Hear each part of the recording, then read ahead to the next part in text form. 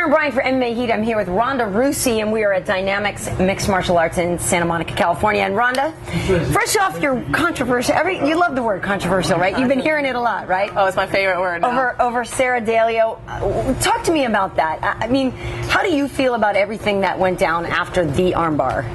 Well, everything after it went down, I was kind of a little bit disappointed in her a little bit, because she seemed like very cool and nice and everything before the fight, and I mean, she knew it was popping out. She knew she was screaming out, like she admitted to it. Like, you knew it, like you should have just owned up to it and been like, all right, I was beat, that was it, and not made a big huge deal out of it and just kind of like, you know, taint it for me, I felt like. So, but then again, I have free clearance to do whatever I want from here on out. So no one can criticize me now, because when I was in judo, I used to get a lot of criticism for being a little too, what's the word, gratuitous with my arm breaking. So now I got a free hall pass for MMA, so I can't get criticized for it anymore. Well, yeah, because I remember reading, things after, and you were telling people like, well, what did you expect me to do, really? Just rip her arm out? I mean, really? Yeah. Well, I mean, yeah, she was. I heard her saying tap tap, and it was popping out. And like she was falling as it was coming out, so like she couldn't tap because she was putting her arm out to catch herself. So I was just like, I felt like since the match before me was like a bloodbath, I really didn't think. And like my 13-year-old sister's there with her little 13-year-old friends. I mean, I just don't think it was. It's good to have too much gore in one night to represent MMA well. Right. That's not. No, I think that's wise. And it's interesting too, because I'm curious how it plays in your mind about the women's MMA and needing to put on a show, and needing to be seem legitimate to regular MMA fans who want to see a real fight. Do you know what I'm saying? So a lot of them, I'm sure, wanted you to go for the kill, and you did, but you still had some humanity in there.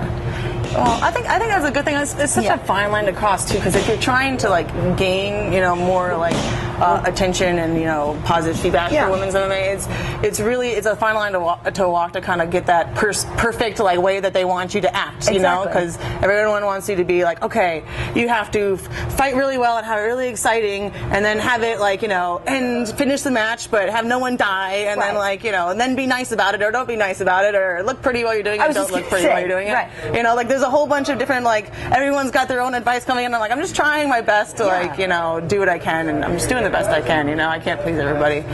Well, that's the thing. I mean, you did a good job, but it's true. It's a tough predicament to be in, because I feel like the women have a lot more of a burden to carry right now. Yeah, well, because the guys are already established, and so they have wiggle room to have GSP title fights where it's ding ding ding ding ding, but no one's really going to say anything about it, because the guys are already established. I mean, you think about when the men's MMA started, if you look at the depth of the divisions then and the depth of the women's divisions now, it's extremely similar. It's just there wasn't another half of the organization doing way better at the time. There wasn't any comparison, except for Pride in Japan, and a lot of Americans didn't even know about that. Right. So I think it's a little unfair for the girls. I think they get a lot more criticism than the guys did when they were first starting out, because they have they're constantly being compared to the men who had a head start. Right. No, it's true. And for you as well, people are always, I'm sure, saying, you could be the next face of women's MMA. Gina left a big void there. You could be the next. You could be the next. Do you even care? Well, I think there needs to be something that's grabbing attention. You can't just have a bunch of Miss Americas being like, oh yes, I'm going to go out and do the best I can and fight whoever they give me to fight, and then I'm going to go home and I have a Chardonnay. That's not interesting. No one wants to watch that. People kind of want. I like the way it's kind of developing right now, because you kind of have a whole different cast of personalities coming out. If you listen to devout sports fans, you hear them talk about all the fights and the gossip and things going on. It's like a TV show to them. It's like a little drama that people like to be involved in. And I've never heard of a sitcom where everything went well. Right. Well, and there's a pretty good cast of characters. We should say that you're fighting Julia Budd. That's coming up. She's a real cool girl. She works with Rampage. It's funny. I know a lot of people saw her at Rampage's last weigh-ins and said, "Who is that?" And didn't realize she's I remember telling all these people, she's a fighter, and she's she's cool, and she's this and she's that. That's going to be a good fight for you. What do you know about her? What do you make of that matchup for you in terms of moving you forward?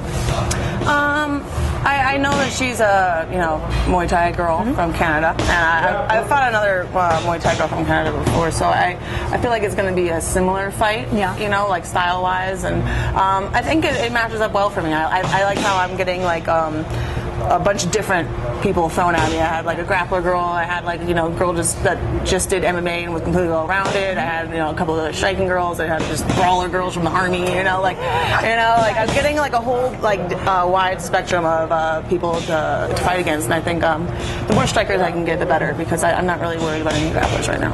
Right. Well, let's talk about that. You've been training with Antoni, who is a great kickboxing coach. Where do you think your kickboxing, your striking game was before you came here, and where do you think it is now?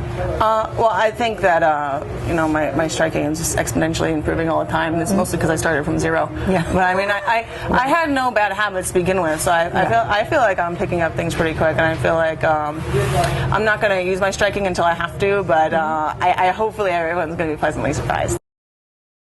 My name is Ronda Rousey, and you're watching MMA Heat.